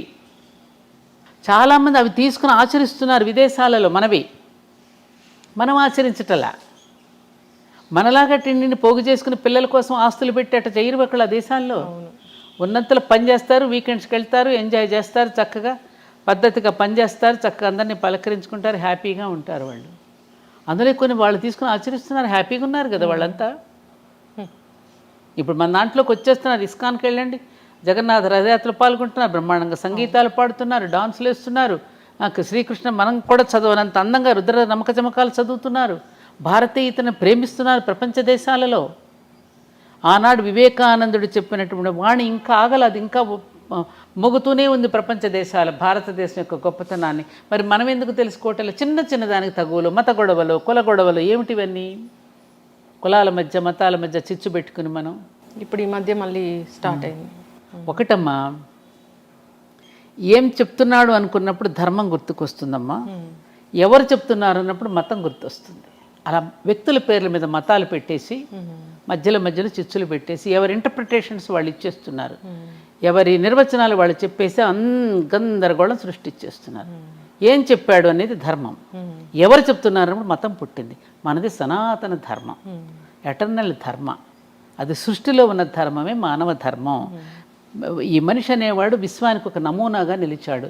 విశ్వంలో ఏదుందో మానవుడి దేహంలో కూడా అదే ఉంది. బ్రహ్మాండంలో ఏదుందో పిండాండంలో అదే ఉంది. ఆ బ్రహ్మాండానికి పిండాండాన్ని శృతి కలుపుకొని జీవిస్తే నీ జీవనం బాగుంటుంది అని ఒక ముక్కలో చెప్పారు. దీనికి ఇన్ని గ్రంథాలు అక్కర్లేదు, ఇంత థీసిస్లు అక్కర్లేదు, ఇన్ని పిహెచ్డీలు అక్కర్లేదుగా. దీనికి ఎవరి నిర్వచనాలు వాళ్ళని చెప్పేసేసుకునేసరికి రకరకాలు పుట్టేసి అబ్బో నానా గందరగోళంగా ఉంటుంది. ఇప్పుడు టెంపుల్స్ ధ్వంసం చేసేంత వరకు వస్తుందిగా. వచ్చేస్తా పిచ్చి ఎవరికి వాళ్ళు చేసేసుకోవటం. ఎవరు చేస్తున్నారో తెలియదు, ఎందుకు పుట్టిస్తున్నారో తెలియదు. అథవా ఎందుకని ఈ సనాతనం అనేటటువంటి ఎటర్నల్ ధర్మ, ఈ వేదం అనేది అపౌరుషేయం. ఇది ఎవరు సృష్టించింది కాదు, ఎవరు రాసింది కాదు, వ్యక్తులతో వచ్చింది కాదు. ఇది ఎప్పుడు సనాతనమే. ఇది ఎవరు ధ్వంసం చేయగలిగింది కాదు అసలు. హిమాలయాలను ఎవరైనా పెకలించి వేయగలరా? అలాంటిదే ఇది కూడా, ఎవ్వరూ పెకలించలేరు. అలాంటి సనాతనమైన నిత్యనూతనమైనటువంటిది ఈ ధర్మాన్ని ఎవరు ఏం ఇవన్నీ మనుషులు చేసే పిచ్చి కోతలు, పిచ్చి మాటలే తప్ప ఎవరు ఏం చేయలేరు దీన్ని. అటు నుంచి ప్రపంచం మొత్తం ఇటువైపుకు చూస్తోంది. ఇప్పుడు ఇక్కడ మనం కొట్టుకుంటున్నాం. ఈ సమయంలో వాళ్ళు మనల్ని ఇదేంటి మనమందరం అటు వెళ్ళి ఇదే నేను అమెరికా వెళ్ళినప్పుడు ప్రిన్స్టన్ యూనివర్సిటీ, ఐన్స్టీన్ అక్కడే కదా, ప్రిన్స్టన్ యూనివర్సిటీకి ప్రొఫెసర్ డాక్టర్ బిఎం గుప్తా గారు వెళ్ళినప్పుడు ఐన్స్టీన్ కలవడానికి వెళ్ళాట. ఐన్స్టీన్ కలవడానికి వెళ్ళినప్పుడు ఐన్స్టీన్ని సంస్కృత భాషలో ఆహ్వానించాడు. ఆహ్వానిస్తున్నప్పుడు పాపం ఈయనకి ప్రతిస్పందన చెప్పలేకపోయాడు సంస్కృతంలో. ఆయన ఆశ్చర్యపోయి భారతదేశంలో నుంచి సంస్కృతానికి మూలమైనటువంటి భారతదేశం వచ్చినటువంటి మీరు సంస్కృతంలో మాట్లాడలేకపోవడం ఏమిటి? రండి, నా లైబ్రరీలో అన్ని సంస్కృత గ్రంథాలు ఏమున్నాయి, భగవద్గీత ఉంది, వాటిని బట్టే కదా నేను ఇవన్నీ కూడా కనుగొనగలిగానని అన్నాడట. అట్లా ఇవాళ ప్రపంచ దేశాలన్నీ కూడా భారతదేశాన్ని కొనియాడుతూ మేము అన్ని సనాతన ధర్మమైన గ్రంథాల నుంచి తీసుకునే బాగుపడ్డామని వాళ్ళే చెప్తున్నప్పుడు మరి మనం ఇక్కడ ఇలా కొట్టుకుంటుంటే ఎలా? అవును. న్యూటన్ ఏమన్నాడు? నేను నా పూర్వీకుల భుజాల మీద నుంచే నేను అంత దూరం చూడగలిగాను అన్నాడు. ఇవి మన పిల్లలకి అటువంటి ప్రేరణనివ్వాలమ్మా. అనవసరపు ఈ చదువుల్లో కూడా తీసేయవలసిన కలుపు మొక్కలు చాలా ఉన్నాయి. ఆ కలుపు మొక్కలన్నీ ఏరేస్తేనే ఈ విద్యార్థి అనే వృక్షం బాగా ఎదుగుతుంది. ఆ విద్యార్థి అనేటటువంటి మొక్కను ఎదగాలి అంటే ఆ చుట్టూ వేసే ఎరువు ఎటువంటిదై ఉండాలి? మంచి ఆలోచనలు, జాతీయ భావన, దైవభక్తి, ఇవన్నీ పెంపొందించకపోతే ఏమవుతుంది? విద్యార్థి దశలోనే వాడికి మతద్వేషమో కులద్వేషమో రేపెత్తిస్తున్నారు. అది చెప్పకపోతే ఇది ఎక్కువైపోతుందిగా. మరి వీటిని గురించి మనం ఎందుకు పెద్దలైనటువంటి వాళ్ళు, విద్యావేత్తలు, మేధావులు పట్టించుకోవాలి కదా, ఇవన్నీ చేంజ్ రావాలి అసలు. అందుకనే నేను విద్యార్థి లోకంలో ఎక్కువగా గడపడానికి ఇష్టపడతాను లక్ష్మి. ఎందుకంటే ఆ వయసులో కనుక పిల్లలకి కనుక మనం మనసులో కనుక ముద్ర వేస్తే జీవితంలో ఎప్పటికీ మర్చిపోలేరు వాళ్ళు. అక్కడి నుంచే మనం మొదలవ్వాలి. మాకు చిన్నప్పుడు అదే కదా బీజం పడింది. అవును. 1వ తరగతి నుంచే మాకు పలకా బలపం తీసుకున్న ఈ అని రాసినప్పుడే ఆ అమ్మ, ఆ ఆవు, ఈ ఇల్లు, ఈ ఈశ్వరుడు, అక్కడే ధర్మార్థ కామ మోక్షాలకు ప్రతీకలే ఆ ఈ. ఆ అంటే అమ్మ ధర్మం, ఆ అంటే ఆవు జ్ఞానం, ఈ అంటే ఇల్లు కామం. అర్థం అంటే కదా, ఆవు ఉంటేనే కదా మనకు అర్థం, డబ్బులు వచ్చేది, సంపదనిచ్చేది ఆవే కదా. ఈ ఇల్లు అంటే అక్కడి నుంచే కదా మన కామ్యకర్మలని చేసేది, ఇంటి దగ్గర నుంచే కదా. తర్వాత ఈ అంటే ఈశ్వరుడు, మోక్షం ఇచ్చేది ఈశ్వరుడు. ఈ భావనతో మనం మొట్టమొదటి విద్యాభ్యాసం అక్కడి నుంచి మొదలు పెట్టించారు. A for apple, B for bread వచ్చేసింది కదమ్మా. అవును. యాపిల్ తినడం, బ్రెడ్, సి క్యాట్, డాగ్, మరి వీటితో నేర్పించేసేస్తే తిండి కోసమే ఉద్యోగం అనేటటువంటి, చదువు అనేటటువంటి బ్రెడ్ అండ్ బటర్ కోసమే చదువుతున్నాం అనేది వచ్చేసింది. కాబట్టి వాళ్ళెవరో అంటగట్టి వెళ్ళిపోయినటువంటి వాటిని ఎప్పటికైనా తుడిచిపెట్టి మనదైనటువంటి విధానం, మన ఋషులు ఏదైతే ఇచ్చారో ఆ విధానాన్ని మనం అనుసరించి ఇకనైనా మనం మారితే, ఇకనైనా మారుదాం, యుగం మారుతుంది. అంటే మనం మారుదాం, యుగం మారుతుంది. ఖచ్చితంగా మార్పు అనేది. సాదాగా జీవిద్దాం, ఉన్నతంగా ఆలోచిద్దాం. అందరం యోగులు కానక్కర్లా, నిరుపయోగులు కాకుండా ఉంటే చాలు అనేది మన ఎజెండా. ఖచ్చితంగా మ్యామ్. చివరిగా ఒక ప్రశ్న, అంటే ఇప్పుడు ఉన్న ఆహారపు అలవాట్లు చూస్తే పిజ్జా, బర్గర్, మొత్తం జంక్ ఫుడ్, లేదా ఆన్లైన్ ఆర్డర్లో మిడ్ నైట్ బిర్యానీలు అన్నీ తింటూ ఉన్నారు. అసలు వీటన్నిటిని చూస్తే ఏమనిపిస్తుంది మీ మనసులో? ఇప్పుడు పిల్లలు తల్లిదండ్రుల మీద తిరగబడుతున్నారు, ఉద్రేకాలు. వాళ్ళకి వెంటనే ఇన్స్టెంట్గా వాళ్ళకి ఇవ్వకపోతే పేరెంట్స్ని తిట్టడము, పేరెంట్స్ మీద తిరగబట్టని చూస్తున్నాగా. అవును. కారణం ఏమిటి? ఎవరో చేసినటువంటి పదార్థాలు, రకరకాల ఆలోచనలతో చేసినటువంటి వంటకాలు, తినకూడనటువంటి ఎప్పుడెప్పుడో నిలవ ఉన్న పదార్థాలు, బ్యాక్టీరియా ఇచ్చిన పదార్థాలు అర్ధరాత్రి పూట తింటున్నారు. అర్ధరాత్రి ఎవరు తింటారు? రాక్షసులు తింటారు, నిశాచరులు అంటారు. అప్పుడు రాక్షసులు సంచరించేటటువంటి సమయం. అప్పుడు తీసుకునేటువంటి ఆహారం ఏమవుతుంది? మన ఆహారం, తినే ఆహారం మన మనసుకు చేరుతుంది. మనం తినే ఆహారం మనసుకు కూడా చేరుతుంది. సంబంధం ఉంది మనసుకి తినే ఆహారానికి. అందుకని మనం తినే ఆహారాల వల్ల మన ఉచ్చారణలో దోషాలు వస్తాయి, భావనలో దోషాలు ఉంటాయి, ప్రవర్తనలో దోషాలు కూడా ఉంటాయి. అందుకని మన పూర్వీకుల ఆహారపు వేళ యుక్తాహార విహారస్య అని భగవద్గీతలో చెప్పినట్టు ఆహార విహారాదులలో కూడా ఎటువంటి జాగ్రత్తలు వహించాలో శ్రీకృష్ణుడు భగవద్గీతలో చెప్పాడు కదా. మరి చెప్పినప్పుడు రోజు వింటున్నాం కదా, ఆ భగవద్గీతను ఎవరైనా చచ్చిపోయినప్పుడు పెట్టి వింటున్నాము. మరి అందులో ఉన్నటువంటి దీనిని మనం ఎవరైనా తల్లిదండ్రులు చెప్పాలి కదా. తల్లిదండ్రులు చెప్తే పిల్లలు వింటలేదండి అంటే వినకపోవడానికి కారణం ఏమిటి? ఏ పిల్లల లంచ్, నాకు టీచర్స్ చెప్తారు, నేను స్కూల్స్కి వెళ్తాను, ఏ పిల్లల లంచ్ బాక్స్ చూసేసినా ఏంటంటారు దాన్నమ్మా, మ్యాగీయా, నూడిల్స్, ఇవి నూడిల్స్ ఇట్లాంటివే తప్ప మన సంప్రదాయపు వంటకాలు ఏ లంచ్ బాక్స్లోనూ ఉండవండి అంటే ఒక టీచర్ ఒక స్కూల్కి వెళ్ళినప్పుడు చూపించింది నాకు. తినట్లేదు. మాకు చిన్నప్పుడు పెరుగన్నము, పచ్చడి, వెన్న పూస పెట్టేవారు. వెన్న దేనికి? ఇంద్రియాలను నిగ్రహిస్తుంది. శ్రీకృష్ణుడు వెన్న దొంగిలించాడు ఎందుకు? ఆయన అస్కలిత బ్రహ్మచారి. వెన్న తినడం వల్ల మన ఇంద్రియ నిగ్రహం ఉంటుంది.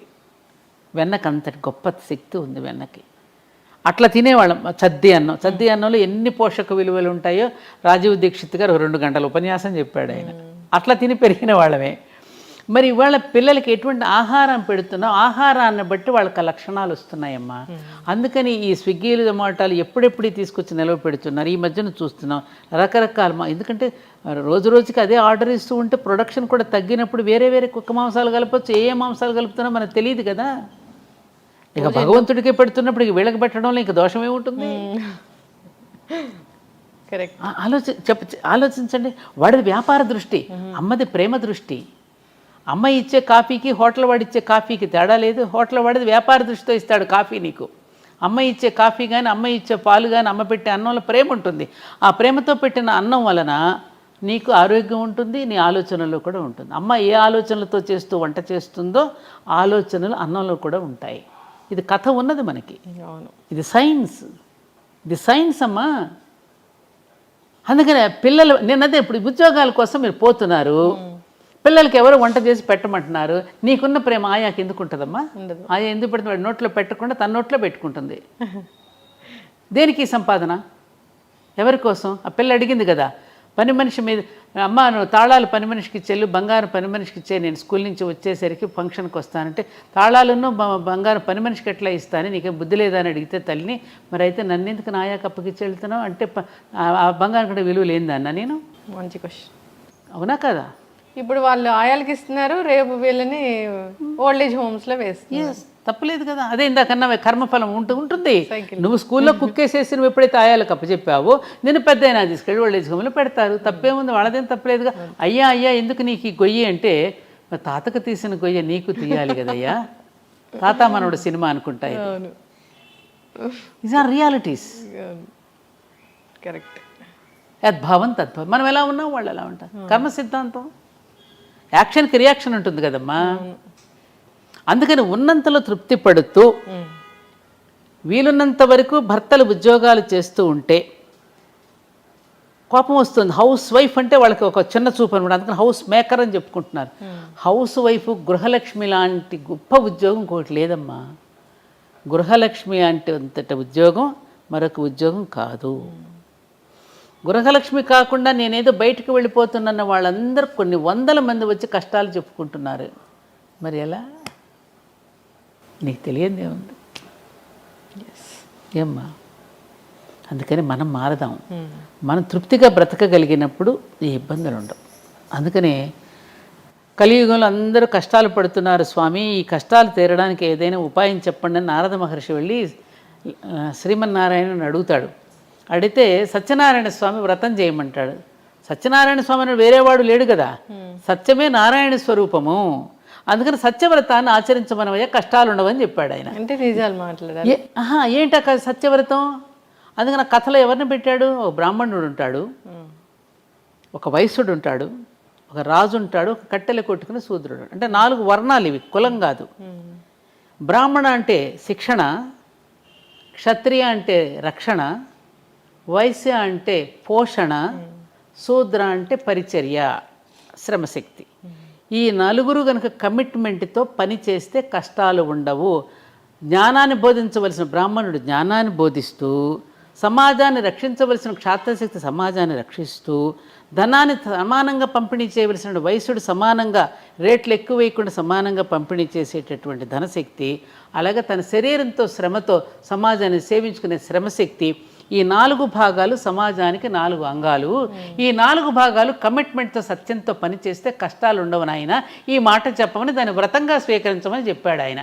దాన్ని ఏం చేసాం మనం, తీర్థానికి ప్రసాదానికి ముడిపెట్టి తీర్థం తీసుకోకపోతే పాపం వస్తుందని, ప్రసాదం తీసుకోకపోతే ఓడ మునిగిపోయినట్టు మన కొంప మునిగిపోతుందని ఇలాంటి కథలు చెప్పి కథకి కొబ్బరికాయ కొట్టి కథకి హారతులు ఇచ్చేసి ఓవర్ యాక్షన్ చేసేసి ఏమ్మా దాని అసలు పదార్థం మర్చిపోయి నేను కొత్తగా గృహప్రవేశం చేసుకుంటున్నావురా, ఈ ఇంటికి వచ్చిన వాళ్ళని ఆదరించడం, గౌరవించడం, వచ్చినటువంటి అతిథ్యాగతులను సేవించుకుంటూ ఎలా ఉండాలో వ్రతం చేయించాడు. కొత్తగా పెళ్ళైన వాళ్ళు కూడా నీ దాంపత్య జీవితం ఇలా ఉండాలమ్మా, దాంపత్య జీవితాన్ని ఇలా చక్కగా నిర్వహించుకోవాలని చెప్పి ఈ 2 వేళల్లో మన సత్యనారాయణ స్వామి వ్రతాన్ని తప్పకుండా ఎందుకు పెట్టారు, సత్యాన్ని వ్రతంగా స్వీకరించి నీ గృహస్థాశ్రమ ధర్మాన్ని చక్కగా నిర్వర్తించు అని చెప్పడానికి మనకు ఆ వ్రతం చేయిస్తే చివరికి ఏమైంది, దక్షిణలు, తాంబూలాలు, కొబ్బరికాయలు కొట్టడాలు, హారతులు ఇవ్వడాలతో సరిపెట్టి తీర్థప్రసాదాలకు ముడిపెట్టేసి అసలు తంతంతా పోయింది, ఇది మిగిలింది.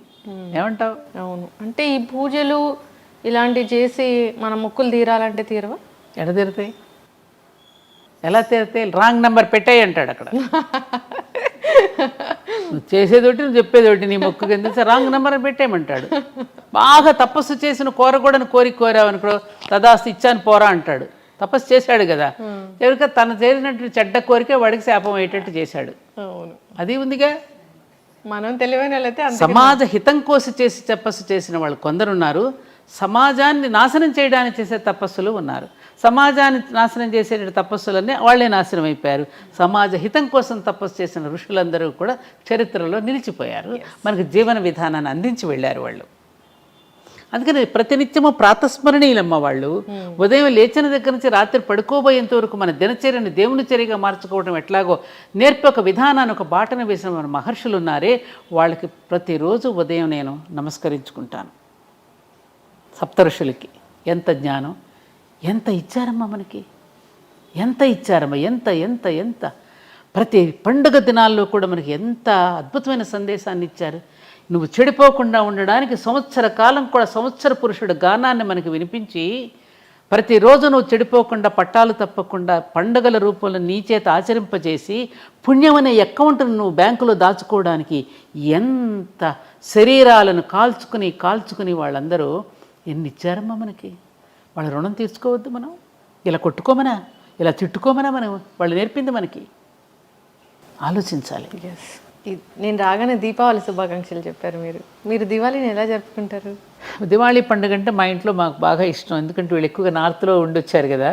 తప్పకుండా ఉదయం పిండి వంటలు చేసుకోవడం, చుట్టుపక్కల ఉన్న వాళ్ళందరికీ, మా అత్తగారు నేను ఉంటే రాత్రంతా ముందు రోజు రాత్రి బాగా పిండి వంటలు ఎక్కువగా చేసి ఆ కాలనీలో ఉన్న చుట్టుపక్కల అందరికీ పంచిపెట్టడం జరిగేది. ఇప్పుడు ఎవరు రావటం లేదుగా పండుగలు సామూహికంగా భోజనాలు చేయడానికి. ఇదివరకు ఇట్లాగలే ఎవరికి వారే విడిపోతున్నారు కదా, సామూహికంగా రండి అనేటువంటి పద్ధతి పోయింది. మా పల్లెల్లో ఉంటే ఆ ఉన్న కులాల వాళ్ళందరినీ భోజనానికి పిలుస్తాం. ఇది చాకలి సోదరుడు, మంగలి సోదరుడు, కమ్మ సోదరుడు, కుమ్మరి సోదరుడు అందరినీ. ఎందుకంటే ప్రతి వృత్తిలో నువ్వు సహకరిస్తున్నావు కదా ఒకరికొకరు. నేను పంట పండిస్తున్నాను, నేను పంట పండించేటప్పుడు మీరందరూ నాకు సహకరిస్తున్నారు కాబట్టి అందరం కలిసి భోజనం చేద్దాం రండి. అన్ని కులాల వాళ్ళు వచ్చి భోజనం చేస్తే ఆ వండిన పిండి వంటలు అందరం కలిసి భోజనం చేసే విధానం మనకు పండుగల్లో ఉండేది. ఇప్పుడు రాజకీయ నాయకులు వచ్చిన తర్వాత ఈ రాగద్వేషాలు పెంచేశారు కదా అందరిలో. ఎర్షెడ్ వాళ్ళకి పెరిగాక ఎవరికి వాళ్ళే మేము రామని భోజనాలకు ఎవరు రావట్లా ఇప్పుడు. అలా అయిపోయింది ఇప్పుడు. కాబట్టి ఇంక సాయంకాలం అయ్యేసరికి దీపాలు వెలిగించుకోవడం. ముఖ్యంగా దీపాలు వెలిగించేటప్పుడు మేము చేసేది ఏమిటంటే, మనకి జీవితంలో మనం ఎదుగుతూ ఉన్న కొద్దీ మనకి సహాయం చేసేవాళ్ళు ఉంటారు. మన తాతగారులు, మన అమ్మమ్మలు, నాన్నమ్మలు మనకి ఎవరెవరైతే మనకి ప్రేమగా చూశారో, మనకి జీవితంలో మనకి ఉద్యోగంలో కానీ సద్యోగంలో కానీ ఏదైనా ఒక వ్యాపారం కానీ ఏదో ఒక రూపంలో మనకు సహకరించే వాళ్ళు ఉంటారు. ఆ సహకరించినటువంటి వాళ్ళ కృతజ్ఞతలు చెప్పుకుంటూ వాళ్ళ పేరుతో ఒక దీపం పెడతా నేను. ఇది పలానా వారికి నాకు ఈ సహకరించారు కాబట్టి వారి పేరు మీద ఈ దీపం అని వారికి నమస్కారం చేసుకో. దాన్ని బలివైశ్వ దీపం అంటారు. ఉంది మనకి ఇది. ముందు రోజున పెడతారు, బలి దీపాలను పెడతారు. ఆ చనిపోయిన వాళ్ళందరినీ గుర్తు చేసుకుంటూ వాళ్ళ పేరు మీద ఒక దీపం వెలిగించుకోవడం, అలా దీపాలు పెట్టుకోవడం. ఇంకా సాయంకాలం పిల్లలంతా వస్తే అందరం కలిసి కాసేపు ఏదో చిన్న చిన్న టపాకాయలు వెలిగించుకొని దీపాలు వెలిగించుకొని అందరం కలిసి భోజనం చేయడం. ఇంతకన్నా అందరు కూడా అలాగే చేసుకోవాలని ఎవరైనా అంతే కదా. పెద్ద పెద్ద సౌండ్లు, పెద్ద పెద్ద అబ్బా వద్దమ్మా, అది ఆ శబ్ద కాలుష్యం అనేది చాలా ప్రమాదకరం. నేను చెప్పినా కూడా వినడం లేదు. మొన్న కూడా మా దేవాలయంలో వద్దు బాబు మీరు చెప్తే వినండిరా బాబు అంటే అంత పెద్ద పెద్ద బాంబులు ఆ మహిషాసురుడి దహనానికి. అది ఎంతమంది, కొంతమంది చుట్టుపక్కల వాళ్ళు కాస్త హార్ట్ పేషెంట్స్ కూడా ఉంటారు, వాళ్ళని కూడా మనం దృష్టిలో పెట్టుకోవాలి కదా. మన సరదాలు ఇతరులకు ఇబ్బంది పెట్టకూడదు. చెప్పినా వినే స్థితిలో లేరు. నేను ఎన్ని చెప్పినా మనం తీసుకొచ్చి అన్ని బాంబులు పెట్టేశారు. భయంకరం, పెట్టకూడదు. విష్ణు చక్రాలు, భూచక్రాలు, తారాజువలు, మతాబులు, చిచ్చుబుడ్లు అవి ఇష్టం, కళ్ళకి చూస్తానికి ఆనందంగా ఉంటాయి. అలాంటివి వెలిగించుకుంటే బాగుంటుంది.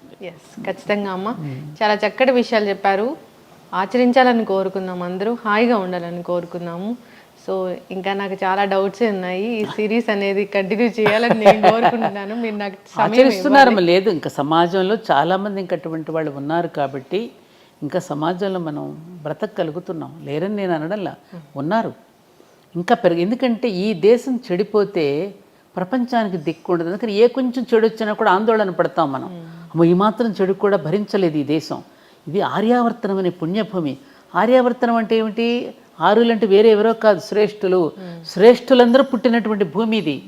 ఆర్యులందరూ వర్తించిన భూమి అంటే శ్రేష్టమైనటువంటి ఒక నోబుల్ పర్సన్స్ వర్తించినటువంటి భూమి. కాబట్టి ఇటువంటి భూమిలో చెడు అనేది ప్రవేశిస్తే ఇది ప్రపంచానికి కూడా మంచిది కాదు. ప్రపంచానికి కూడా దిక్సూచి మనమే కాబట్టి, ప్రపంచానికి కూడా జ్ఞానాన్ని అందించిన జ్ఞానభూమి కాబట్టి, ఆ మాత్రం చెడు వచ్చినా భరించలేనటువంటి భూమి కాబట్టి ఇలా ఆందోళన పడుతున్నాం. కానీ ఇంకా ప్రపంచంలో చాలామంది మంచి చేస్తున్నారమ్మా. మానవత్వం అనేది మహానుభావుడు. మన నిజంగా నేను అశ్రుతర్పణం నీ ఛానల్ ద్వారా టాటా గారు మహానుభావుడు. ఈ దేశం పట్ల కృతజ్ఞతతో ఆయన చేసి వెళ్ళినటువంటి మంచి పనులు, ఆయన జీవించిన ఇల్లు కూడా లేకుండా జీవించినటువంటి గొప్ప మహానుభావుడు కూడా మరి మన దేశంలో పుట్టి మనకి ఎంతో చేసినటువంటి జంషెడ్జీ టాటా దగ్గర నుంచి ఇప్పటి ఉన్నటువంటి ఈ టాటా దగ్గర వరకు మనందరం గుర్తుపెట్టుకోవాల్సినటువంటి వ్యక్తులు మన దేశంలో చాలామంది ఉన్నారమ్మా. కలాం గారి దగ్గర నుంచి ఎంతోమంది, వివేకానందుడు, వీళ్ళందరూ పుణ్యులు జన్మించినటువంటి జన్మభూమిలో పుట్టాం, మనం ఉన్నాము. కాబట్టి తప్పకుండా మన దేశం మళ్ళీ ప్రపంచానికి ఆదర్శంగా ఉంటుంది. ఈ తప్పులన్నింటినీ సరిదిద్దుకోవడానికి శక్తివంతమైనటువంటిది అన్నింటికంటే మీడియా. కాబట్టి మళ్ళీ దాన్ని చెడగొట్టినా బాగు చేసినా రెండు మీడియా చేతిలోనే ఉంది. కాబట్టి అటువంటి మీ మాధ్యమాల ద్వారా మంచి విషయాలను ఎక్కువగా ప్రసారం చేస్తూ ఉంటే అందరూ మంచి వైపే తప్పకుండా మళ్ళుతారు. ఖచ్చితంగా అమ్మ.